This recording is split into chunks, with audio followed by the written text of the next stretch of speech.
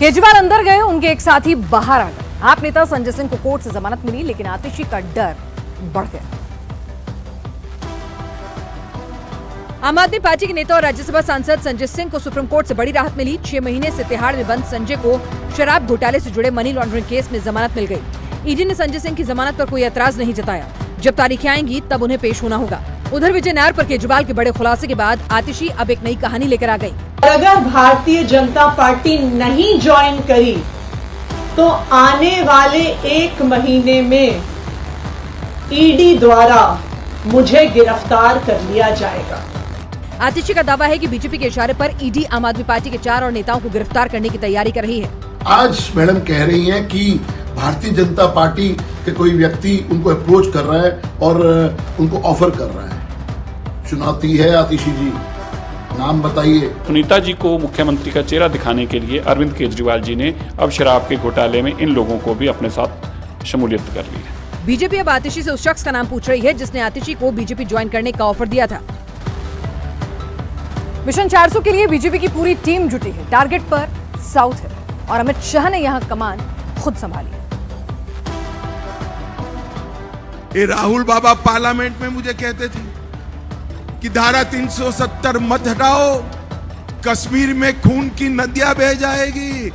राहुल बाबा, ये मोदी सरकार है, खून की नदियां छोड़ो, कंकड़ चलाने की किसी की हिम्मत नहीं हुई है। 28 की 28 सीटें जीतकर कांग्रेस का अकाउंट नहीं खोलने दें। कल राजस्थान और फिर 1600 किलोमीटर दूर कर्नाटक, जहां 400 का स्कोर कुछ कम हो सकता है, वहां कमान अमित शाह ने संभाली है। अमित शाह ने बेंगलुरु में जेडीएस और बीजेपी नेताओं के साथ बैठक की। 28 सीटों पर जीत का टारगेट सेट किया। साउथ इंडिया में कर्नाटक ही वो इकलौता राज्य है जहां बीजेपी ने अपने दम पर सत्ता हासिल की। 2019 के लोकसभा चुनाव में बीजेपी ने अपना अब तक का बेस्ट प्रदर्शन किया और कर्नाटक की 28 में से 25 लोकसभा सीटों पर जीत हासिल की। इस बार मुकाबला कड़ा है। कांग्रेस सत्ता में है। सिद्धिरमैया और डीके शिवकुमार ने लोकसभा चुनाव को अपनी साख का सवाल बना लिया है। मेरठ का इलेक्शन कैंपेन राममय हो गया है। अयोध्या से चली राम लहर का जबरदस्त इफेक्ट यहीं दिख रहा है। अरुण गोविल के रोड शो का स्वागत किसी आम कैंडिडेट की तरह से नहीं हो रहा। पर्दे के राम को राम जैसा ही प्रेम मिल रहा है।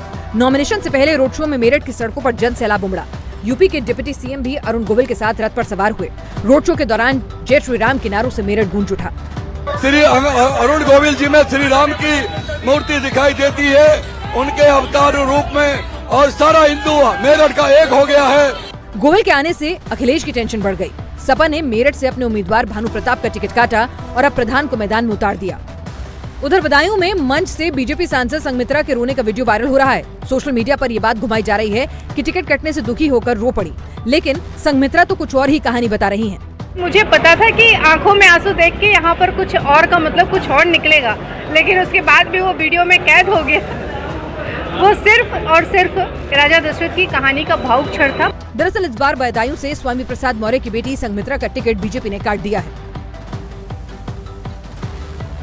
यूपी टू एमपी चुनाव प्रचार के रंग बिखर रहे हैं। कोई 400 वाली चाय बना रहा है, कोई पति के लिए घर घर जाकर वोट मांग रहा है। आज हम चाय बनावत है कारण कि हमारे मोदी जी में 400 पार, पूरा देश कह रहा है कि मोदी जी इस बार 400 पार। इस देश में अब कोई खोना नहीं चाहेगा। सदियों बाद ऐसे निस्वार्थ संत आए हैं धरती पर। गोरखपुर में रवि किशन 400 पार वाली चाय बना रहे हैं। सिटिंग सांसद और बीजेपी के कैंडिडेट रवि किशन चुनाव प्रचार अनोखे अंदाज में कर रहे हैं। लगातार दूसरी बार बीजेपी ने योगी के गढ़ में रवि किशन को उतारा है। बीजेपी के लिए ये सबसे सेफ सीटों में से एक है। गोरखपुर में रवि किशन का मुकाबला समाजवादी पार्टी के काजल निषाद से है।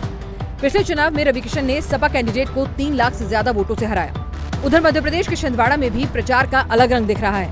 कांग्रेस प्रत्याशी नकुलनाथ के लिए उनकी पत्नी मैदान में उतर चुकी है। घर घर दौरा कर रही है, अपने पति के लिए वोट मांग रही हैं, लेकिन मोहन यादव भी कांग्रेस के गढ़ में धुआंधार कैंपेनिंग कर रहे हैं। पिछले इलेक्शन में बीजेपी इस सीट पर हार की वजह से 100% स्ट्राइक रेट से चूकी थी। इस बार मोहन खुद मोर्चाबंदी कर रहे हैं।